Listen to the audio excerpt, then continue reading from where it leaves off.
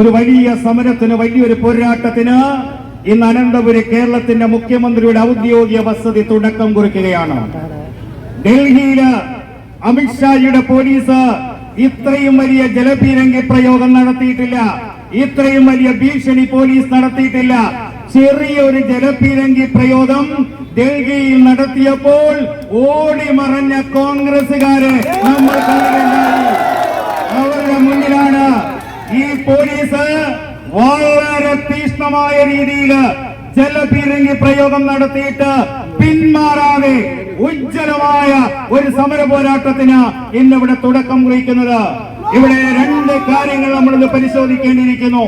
PSC പരീക്ഷയുടെ ക്രമക്കേടുമായി ബന്ധപ്പെട്ടുകൊണ്ട് നിരന്തരം ഇവിടെ ചില പോരാട്ടങ്ങൾ നടത്തുന്നു.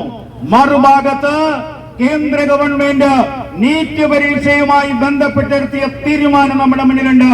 ഇന്നലെ രാത്രി 12 മണിക്ക് ലോകാരാധനായ ഭാരതത്തിന്റെ പ്രധാനമന്ത്രി നീറ്റ് പരീക്ഷയുമായി ബന്ധപ്പെട്ടുകൊണ്ട് കേന്ദ്ര ഗവൺമെന്റ് എടുത്ത തീരുമാനങ്ങൾ എന്ത് നടപ്പിലാക്കുവാൻ പോകുന്നു എന്ന് നീറ്റ് പരീക്ഷയുമായി ബന്ധപ്പെട്ട വിദ്യാർത്ഥികളോട്, രക്ഷകർത്താക്കളോട് അദ്ദേഹം ഇന്നലെ തുറന്നു പറഞ്ഞു. അവിടെയാണ് കേരളത്തിന്റെ മുഖ്യമന്ത്രി കണ്ടുപഠിക്കേണ്ടത്. അതിവേഗ കോടതി സ്ഥാപിക്കുന്നു, കുറ്റവാളികളെ നിയമത്തിന്റെ മുന്നിൽ കൊണ്ടുവരും. യാതൊരു വിട്ടുവീഴ്ചയും നീറ്റ് പരീക്ഷ നടത്തിപ്പുമായി ബന്ധപ്പെട്ടുകൊണ്ട് ഒരു വിട്ടുവീഴ്ചയ്ക്കും കേന്ദ്ര ഗവൺമെന്റ് തയ്യാറല്ല. അതിവേഗ കോടതി അതിന്റെ തീരുമാനങ്ങളിലേക്ക് പോകും. CBIയുടെ അന്വേഷണം നടത്തും. രക്ഷകർത്താക്കളുടെയും വിദ്യാർത്ഥികളുടെയും ആശങ്ക പരിഹരിക്കുവാൻ കേന്ദ്ര ഗവൺമെന്റ്, പ്രധാനമന്ത്രി തയ്യാറാണ് എന്ന് ഇന്നലെ അർദ്ധരാത്രി അദ്ദേഹം കേന്ദ്ര ഗവൺമെന്റിന്റെ നിലപാട് വ്യക്തമാക്കുകയുണ്ടായി.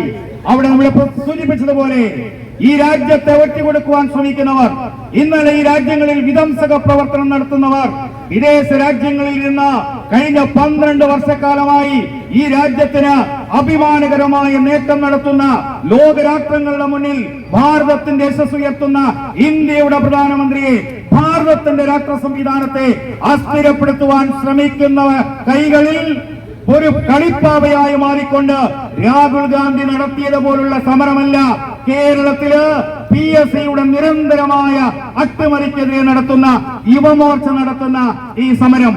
കേരളത്തിന്റെ മുഖ്യമന്ത്രിയെ ഓർമ്മപ്പെടുത്താനുള്ളത്, നിങ്ങളുടെ പൂക്കി മുഖ്യമന്ത്രിയുടെ ഈ ആമ്പാറ്റകളല്ല ഈ യുവമോർച്ച പ്രവർത്തകർ.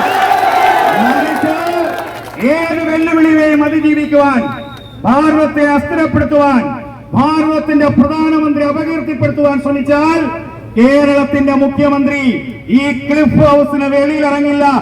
ഈ ചൊണക്കുട്ടന്മാർ മാത്രം മതി. കേരളത്തിന്റെ മുഖ്യമന്ത്രിയെ ഞങ്ങൾക്ക് ഓർമ്മപ്പെടുത്താനുള്ളത് അതാണ്. കേരളത്തിലെ PSCയുടെ തട്ടിപ്പ് ഇവിടെ പുറത്തു വരികയുണ്ടായി. ഏറ്റവും പ്രധാനപ്പെട്ട ഒരു പരീക്ഷ, planning board chief exam, KS പോലെ സെക്രട്ടേറിയറ്റ് അഡ്മിനിസ്ട്രേഷൻ നടത്തുന്ന പരീക്ഷ പോലെ ഏറ്റവും പ്രധാനപ്പെട്ട ഒരു പരീക്ഷ, അതിലെ 58 ചോദ്യങ്ങൾ വാല്യൂ ചെയ്യുന്നില്ല. മറിച്ച് PSCയെ അവിടെ തീരുമാനിക്കുന്നത് ഇടതുപക്ഷത്തിൽപ്പെട്ടവർ, അവർ ഈ പരീക്ഷയിൽ വിജയിക്കണം, അവർ ഉദ്യോഗാർത്ഥികളായി മാറണം.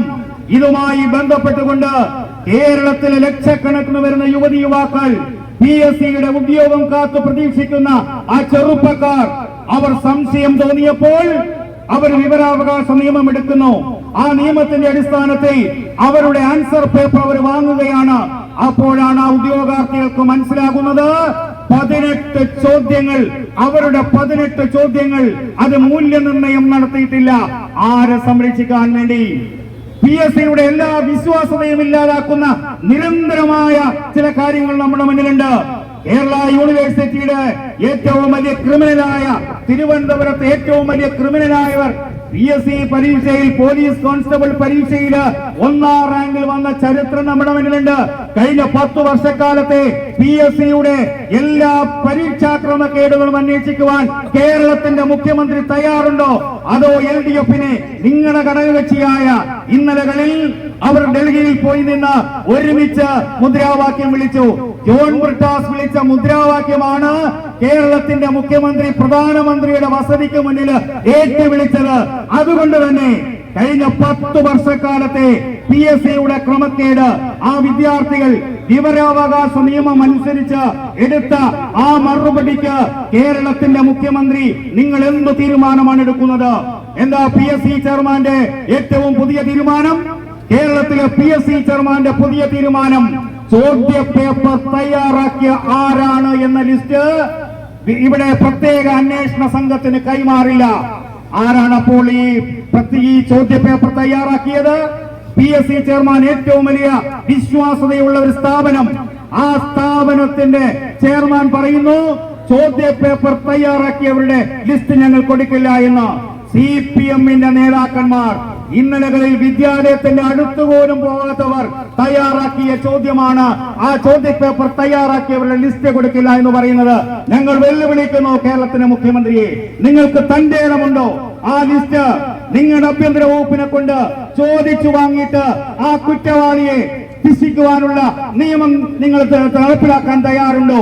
ആരാധനായ ഭാരതത്തിന്റെ പ്രധാനമന്ത്രി ഇന്നലെ രാത്രി 12 മണിക്ക് ഈ രാജ്യത്തോട് സംവേദിച്ചതുപോലെ ഇന്നു രാത്രി നിങ്ങൾക്ക് പറയാമോ PSC തട്ടിപ്പുമായി ബന്ധപ്പെട്ട മുഴുവൻ കുറ്റവാളികളെയും നിയമത്തിന്റെ മുന്നിൽ കൊണ്ടുവന്ന് ശിക്ഷിക്കുവാൻ കഴിയുമെന്ന് നിങ്ങൾക്ക് പറയാനുള്ള കരുത്തുണ്ടോ?